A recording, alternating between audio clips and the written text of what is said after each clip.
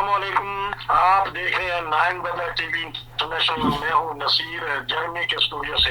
आज फिर हमारे साथ है अकरम खालिद साहब। आज हम उनसे पता करेंगे कि माशाल्लाह आपने 60 के करीब दुनिया के ममालिक देखे हैं, तो दुनिया के हर मुल्क में मुहाजिरीन होते हैं। आज हम आपसे इस बारे में बात करेंगे, उनके मसाइल और उनके हल के बारे में। बात दरअसल इस तरह है कि जर्मनी में आज हमने एक प्रोग्राम ऑन एयर किया, जिसमें हमने पता किया, इरफान खान साहब ने बताया कि जो हमारे एम्बेसडर हैं पाकिस्तानी यहाँ कौंसलेट में, उन्होंने कहा है कि बात की है कि लोग जो गैर कानूनी तौर पे आते हैं तो जर्मन हुकूमत कहती है कि वो गैर कानूनी तौर पे क्यों आते हैं, फिर उनको डिपोर्ट कर दिया जाता है। तो क्यों नहीं वो हमारे बिलियो कार्ड इन्होंने एक ऐसी स्कीम निकाल दी है कि इनको मंथ की जरूरत है, तो वो फिर कहते हैं कि ऑफिशियल तरीके से जर्मनी को बहुत सख्त जरूरत है।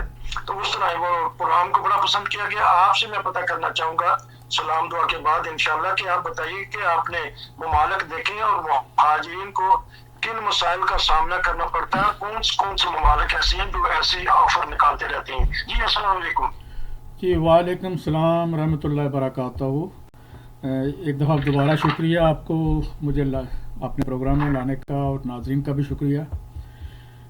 आपका जो मतलब जिन कंट्रीज़ जो दुनिया के जो कंट्री महाजरीन को वेलकम करते हैं और जहाँ पे महाजरीन को वो रीसेटलमेंट करते हैं, वो तकरीबन उनकी तादाद उंगलियों पे गिनी जा सकती है। 16 या 17 है, 16 या 17 उनकी तादाद है। इन सारे कंट्रीज़ में महाजरीन को रीसेटलमेंट इसलिए किया जाता है कि वहाँ पे मैन पावर की शॉर्टेज है, यानी यहाँ पे बर्थ रेट जो है कम है, और जो उनकी मैन्युफैक्चरिंग है, जो उनकी इंडस्ट्री है, जो जॉब क्रिएशन जो भी अदारे हैं, वो उनकी स्पीड ज़्यादा है। मसलन आजकल अमेरिका में हालांकि पिछले दिनों काफ़ी अनएम्प्लॉयमेंट हुई थी कोविड की वजह से, लेकिन अब जब से ये सारे अदारे खुले हैं, सारी फैक्ट्रियाँ सब चीज़ खुल गई हैं, इस वक्त बड़ी शॉर्टेज है। हर जगह पे हेल्प वांटेड का साइन लगा हुआ है। हर कंपनी हायर करना चाह रही है। मतलब अगर आप सड़क पे जा रहे हो, किसी शहर के अंदर से गुजरे हैं, तो वहाँ से मैकडॉनल्ड से लेके जो बड़े तक हॉस्पिटल का कोई साइन है तो वहाँ भी साइन लगा होगा बाहर हायर वांटेड। और मेरा आप कोई स्पेशल फील्ड नहीं है, मतलब मेडिकल इंजीनियरिंग में हूँ मैं, तो मुझे तकरीबन रोज़ 2 या 3 कॉलें आती हैं कि भाई हमारे पास ओपनिंग है, मेरे पास ओपनिंग है, मेरे पास ओपनिंग है, आ जाए इधर। यानी इतनी शॉर्टेज है। तो अब क्वेश्चन आपका आगे ये है कि इन कंट्रीज़ में किस तरह के फील्ड की शॉर्टेज है, और कहाँ पे इंसान ज़्यादा बाइज़्ज़त तरीके से और अच्छा मतलब रहन सहन रखते हुए अच्छी कमाई कर सकता है। ये अगर तो आप मास्टर पीएचडी की हुई है, मेडिकल किया हुआ है, इंजीनियरिंग की हुई है, कोई भी प्रोफेशनल एजुकेशन है, वो तो बहुत अच्छी बात है, उसके तो वारे न्यारे हैं। लेकिन अगर ये आप नहीं कर सकते किसी वजह से या नहीं किया हुआ, तो दुनिया के जो छोटे छोटे ट्रेड हैं, मसलन इलेक्ट्रिशियन है, प्लम्बिंग है, ये मोटर मैकेनिक हैं, इसी तरह पंचर लगाने वाली दुकानें हैं, ये इसकी बड़ी वैल्यू, टायर चेंज करने की दुकान है, वहाँ पे सर 6-7 बोल्ट खोलना है, टायर को बैलेंस करना है, टायर लगा देना है। और इन सारे ट्रेड की यूट्यूब वीडियो पड़ी हुई हैं यूट्यूब पे, या आप वॉच करें और उसको करने की कोशिश करें घर में या जहाँ पे भी आप रहते हैं, इसको लर्न करें इस तरह के फील्ड को। ये इसमें इतना ज़्यादा काम है, इतना ज़्यादा काम है इन फील्ड में। इसका सिंपल फार्मूला ये है कि अगर आप वो काम जो किसी इंसान ने अपने हाथ से करना है, उसकी वैल्यू है। मतलब गाड़ी का टायर चेंज करना है, वो हाथ से बंदे ने करना है, उसके लिए कोई मशीन नहीं बनी अभी तक। प्लम्बिंग का काम इंसान ने हाथ से करना है, पाइपें काट कूट के जैसे भी जोड़ना है। इलेक्ट्रिशियन का काम भी यही हाल है, ठीक है।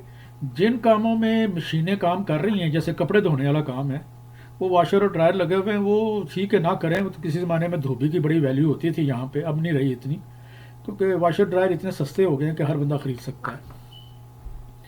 इसी तरह खाना पकाने का काम जो है मशीन नहीं कर सकती। शेफ़ का जो काम है, इसकी बहुत डिमांड है, बहुत डिमांड है। इसमें अच्छा लजीज खाना तैयार करने के वाले शेफ़ की बहुत डिमांड है। तो ये इस तरह के ट्रेड हैं जिनको इंसान को सीखना चाहिए।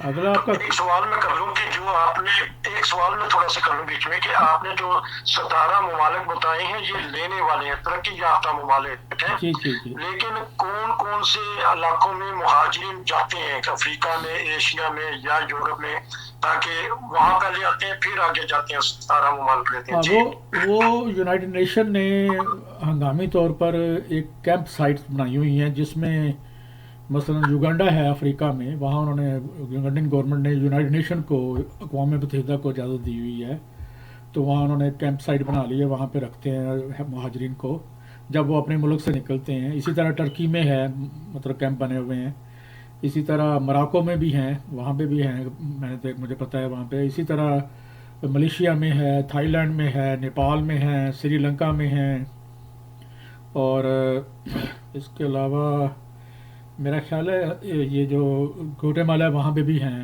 سینٹرل امریکہ میں، پناما میں بھی بلکہ بنا ہوا ہے ان کا یونائٹڈ نیشن کا، کولمبیا میں ہے جو اس کا ساؤتھ امریکہ میں، اس کے علاوہ اور بھی بہت سارے کنٹری ہیں جہاں انہوں نے بنائے ہوئے ہیں، لیکن وہ بھی گنتی کے چند کنٹریز ہیں جہاں آپ جا کے بنا لے سکتے ہیں۔ تو اگر اس کی لسٹ چاہیے تو تو میں آپ کو جو پرووائڈ کر دوں گا۔ جزاک اللہ، ایشین لوگ زیادہ کس علاقے میں آتے ہیں اور وہاں کے کیا مسائل ہیں اور کیا حکومتیں ان کے یہ ساتھ تعاون کرتی ہیں، یا جو محکمہ آپ نے بتایا UNHCR، تو پھر کیا کرتا ہے ان کے ساتھ؟ جی United Nation High Commission for Refugees, انہوں نے اپنی کیمپ سائٹ بنائی ہوئی ہیں، اپنے دفاتر کھولے ہوئے ہیں ان کنٹری میں۔ زیادہ تر ایشین کنٹری سے جو لوگ جاتے ہیں وہ تھائی لینڈ جاتے ہیں، ملیشیا جاتے ہیں، سری لنکا جاتے ہیں، نیپال جاتے ہیں، اور میرا خیال ہے ٹرکی بھی کچھ لوگ چلے جاتے ہیں، مراکو میں بھی کچھ لوگ گئے ہوئے ہیں، میں نے دیکھے ہیں۔ اس کے علاوہ لیکن اصل میں ٹرکی اور مراکو وغیرہ میں ویزا لینا بھی بہت مشکل ہے نا، ملیشیا اور تھائی لینڈ کے ویزے لینا آسان ہے، وہاں لوگ جا کے سیٹل ہو جاتے ہیں۔ اور ابھی جب یہ برما میں جب روہنگا مسلمانوں پہ بڑا ظلم کیا تھا وہاں پہ برمی آرمی نے، اس وقت وہ لوگ وہاں سے نکل کے بنگلہ دیش بھی گئے تھے، بنگلہ دیش میں بھی کیمپ ہے، بلکہ ایک سائٹ پہ انڈیا میں بھی ہے، لیکن انڈیا نے ان کو ختم کر دیا تھا جلدی، India don't want to keep them.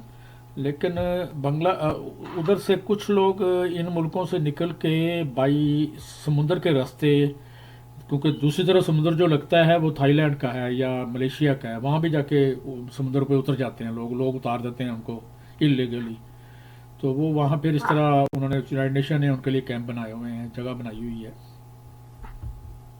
آپ کا کوشچن کا جواب مل گیا پورا کہ ابھی نہیں؟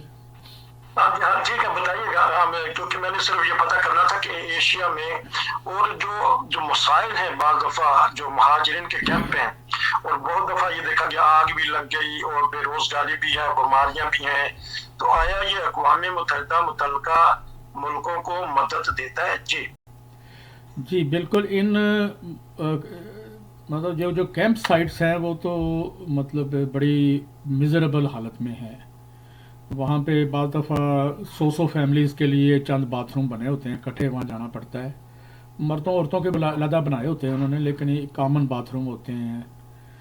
اسی طرح وہ جو کیمپ سائٹ ہے وہ بالکل جڑے ہوتے ہیں ساتھ ساتھ، ایک کیمپ کے اندر بعض دفعہ 10-12 فیملی ممبرز ہوتے ہیں، اور سارے وہ کیمپ میں ہی رہتے ہیں، وہاں پہ پھر وہ کھانا بنا کے تقسیم کرتے ہیں، یا پھر آہستہ آہستہ جب وہ لوگ سیٹل ہو جاتے ہیں یا تعداد کم ہو جاتی ہے پھر ان کو راشن لا کے دے دیتے ہیں، پھر لوگ خود بنا لیتے ہیں کھانا اپنا۔ وہاں پہ اب کھانا بنانا بھی بہت مشکل ہوتا ہے، وہ کامن انہوں نے کچن بنایا ہوا ہے، وہاں جا کے کھانا بنانا پڑتا ہے، یا پھر اپنا چولہا لے کے پرائیویٹ ہی باہر رکھنا پڑتا ہے مطلب وہ بہت تنگی کے حالات ہیں ان کیمپوں میں رہنا جو یونائٹڈ نیشن نے بنائے ہوئے ہیں، اور وہ بڑے بیسک سے کیمپ ہوتے ہیں۔ لیکن بعض کنٹریز میں جہاں پہ کام بڑا آسانی سے مل جاتا ہے، جیسے ملیشیا ہے، تھائی لینڈ ہے، ان کنٹریز میں یہ یونائٹڈ نیشن والے اپنا کارڈ ایشو کر دیتے ہیں لوگوں کو، اس کے بعد کہتے ہیں کہ اگر تم تھوڑی سی وہ ہیلپ بھی کر دیتے ہیں، اگر شروع میں پرماننٹ نہیں کرتے کہ تم اپنا کوئی اپارٹمنٹ ڈھونڈ لو تو جا کے کام ڈھونڈ لو، رہنا شروع کر دو جب تک تمہاری ری سیٹلمنٹ نہیں ہوتی، تو یہ بھی کرتے ہیں، اور اس صورت میں لوگ پھر کیمپوں سے نکل کے باہر آ جاتے ہیں۔ تو ری سیٹلمنٹ یہ کووڈ کی وجہ سے ڈیلے ہو رہی ہے، بعض ممالک سے میں خبریں آ رہی ہیں، اور پھر ان کو کام کی اجازت ہوتی ہے UNHCR کی طرف سے؟ کس چیز کی اجازت؟ کام کرنے کی؟ کام کرنے کی اجازت ہوتی ہے آفیشل؟ ہاں، اصل میں جب یونائٹڈ نیشن کا کارڈ مل جاتا ہے نا، اقوام متحدہ کا، تو یہ جو ریفیوجیز ہیں یہ انٹرنیشنل سٹیزن سمجھے جاتے ہیں. جو انٹرنیشنل سٹیزن ہیں ان کو ہر ملک کے اندر کام کرنے کی اجازت ہے اقوام متحدہ کے قوانین کے مطابق. لیکن بعض کنٹریز ہیں جنہوں نے اقوام متحدہ کے چارٹر کے اوپر سائن نہیں کیے ہوئے، لیکن وہ تعاون کرتے ہیں ان کے ساتھ، جس میں یہ ملیشیا اور تھائی لینڈ 2 کنٹری ہیں جنہوں نے سائن نہیں کیے ہوئے یونائٹڈ نیشن کے چارٹر کے اوپر. لہٰذا یہ کہتے ہیں کہ ہم ان کو کام کرنے کی اجازت بھی نہیں دیتے. لیکن پھر بھی ان کنٹریز کے اندر مطلب ایتھیکل یا ایمانداری اتنی زیادہ ہے لوگوں کے اندر کہ وہ کہتے ہیں اچھا اپنی روٹی پالنے کے لیے، اپنا پیٹ پالنے کے لیے کام کر رہے ہیں، کرنے دیں ان کو کام. تو اگر کوئی امیگریشن وغیرہ کو پکڑ لیتے ہیں تو پھر وہ یونائٹڈ نیشن کا کارڈ دکھائیں تو وہ کہتے ہیں ٹھیک ہے بھی تم ٹھیک ہو، تم انتظار کر رہے ہو، کر دیٹس فائن، وہ چھوڑ دیتے ہیں.